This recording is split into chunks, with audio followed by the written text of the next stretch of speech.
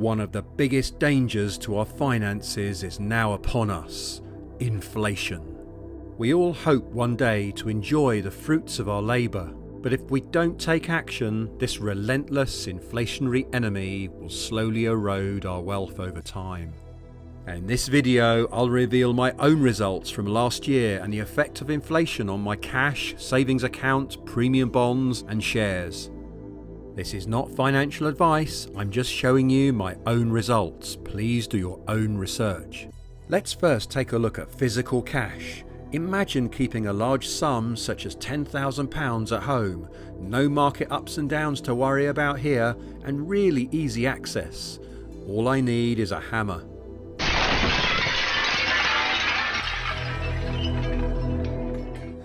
Throughout 2021, the average inflation rate in the UK was 4.8%. When we factor in the effect of inflation, your initial £10,000 in physical cash would only have the original purchasing power of £9,500 at the end of the year. And after 10 years at this inflation rate, it will only be worth around £6,000. The current UK inflation rate at the time of this video is 7%. Let's look at how this level would eat away at our wealth. Over a 10-year period, today's rate of inflation has reduced the real value of our £10,000 to around half. What can we do to stop our money being slowly eaten alive? Let's now see how my savings account performed last year. The one I have is a direct saver with NS&I. It's not the best in terms of interest rates, but I use it for short-term convenience. Here is a screenshot on the right. On the left is my premium bonds, which is my emergency fund. I have the full allowance of premium bonds, so any winnings go into my direct saver account automatically. I just use one username and password as they are both under the same umbrella on the National Savings Platform. If I can't see any share bargains in the market, I'll add funds to my direct saver account and wait for buying opportunities in the future. The interest rate is currently 0.5% and you get access to your money usually on the next working day. The interest rate last year was a measly 0.15%. So going back to our example, if you had £10,000 in a direct saver account, you would have made £15 interest, better than having cash under the mattress, but if we take inflation last year into account, you would still have lost money in real terms. Can we beat inflation with premium bonds? With premium bonds, you can have a maximum holding of £50,000. Instead of earning interest, your bonds are entered into a monthly draw.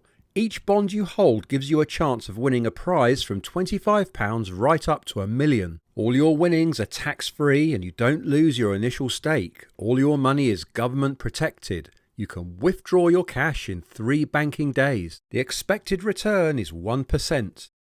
Let's see what I won during 2021 with the full holding of £50,000.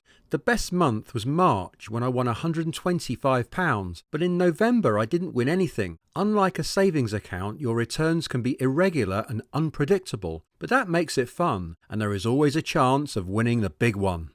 The year total was £600, which works out at a 1.2% return. That's above the 1% that I would normally expect in a year. So going back to our example of £10,000 and assuming I could match the same success rate, I could expect a profit of £120. But with inflation taken into account, I would still be losing in real terms.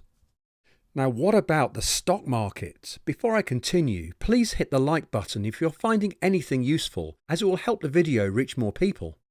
I'm a long-term investor in mainly large cap companies in the UK. I drip feed money in over time and reinvest the dividends back into the market so my returns compound over time.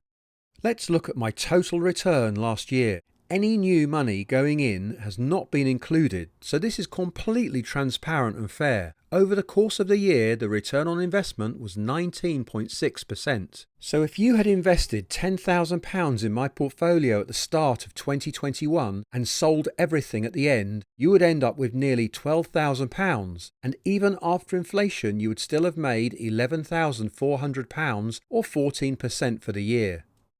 And now for a summary of all the results. Holding physical cash under the mattress or in a piggy bank lost £458 in real terms after just 1 year, at an inflation rate of 4.8%, which was the average of last year. In my direct saver account, I'd be down by £444. Premium Bonds has done much better but is still losing to inflation. But my share portfolio has increased by £1,412 in real terms, taking into account inflation. A word of caution, however, all investments carry risk, and I'm unlikely to beat inflation every year. The market can go down as well as up. Just look what happened in the 1970s. The FTSE fell 73%, and it took almost a decade to recover in real terms. How would you react to such a fall? Markets generally do recover, but you need to think long term. Here is a graph showing the FTSE over a 50-year period. Plenty of ups and downs, but the trend is up over the long term. You reduce your risk by investing over a longer time horizon and in a diversified portfolio covering many different sectors and regions. So what is actually more risky? Investing in the stock market or allowing inflation to eat away at your wealth?